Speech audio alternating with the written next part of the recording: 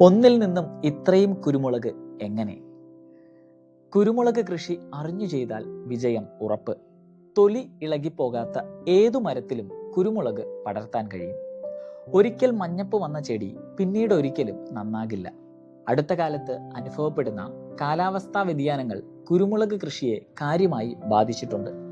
നാടൻ ഇനങ്ങൾ മുതൽ കർഷകരുടെ കണ്ടെത്തലുകളും കണ്ടുപിടുത്തങ്ങളും ഗവേഷണ കേന്ദ്രങ്ങളുടെ കണ്ടുപിടുത്തങ്ങളും അടക്കം നിരവധി ഇനങ്ങൾ ഇന്ന് കേരളത്തിൽ കൃഷി ചെയ്തു വരുന്നുണ്ട്.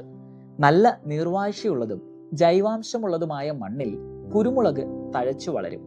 സൂര്യാഘാതം തടയുന്നതിനായി തെക്കൻ ചരിവുള്ള പ്രദേശങ്ങളിൽ ഒഴിവാക്കുന്നത് നല്ലത്. വളപ്രയോഗം. ധാരാളം പോഷക മൂലകങ്ങൾ ആവശ്യമുള്ള വിളയാണ് കുരുമുളക്. മഴക്കാലത്തിന്റെ തുടക്കത്തിൽ മണ്ണ് പരിശോധനയുടെ അടിസ്ഥാനത്തിൽ കൊടിച്ചുവട്ടിൽ കുമ്മായം ചേർത്ത് കൊടുക്കണം. അതായത് ഏപ്രിൽ മെയ് മാസങ്ങളിൽ. കൊടിയുടെ വലിപ്പമനുസരിച്ച് ആവശ്യത്തിന് കാലിവളം, കോഴിവളം, വേപ്പിൻ പിണ്ണാക്ക് എന്നിവ നൽകണം. തുലാവർഷത്തിന്റെ തുടക്കത്തിലും ജൈവവളത്തോടൊപ്പം വേപ്പിൻ പിണ്ണാക്കും നൽകുക.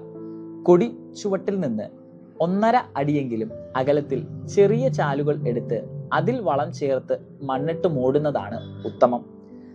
ചാലുകൾ എടുക്കുമ്പോൾ വേരുകൾക്ക് ക്ഷതമേൽക്കരുത്. ഇവയെല്ലാം അറിഞ്ഞ് കൃഷി ചെയ്താൽ കുരുമുളകിൽ നിന്ന് വിജയം ഉറപ്പാണ്.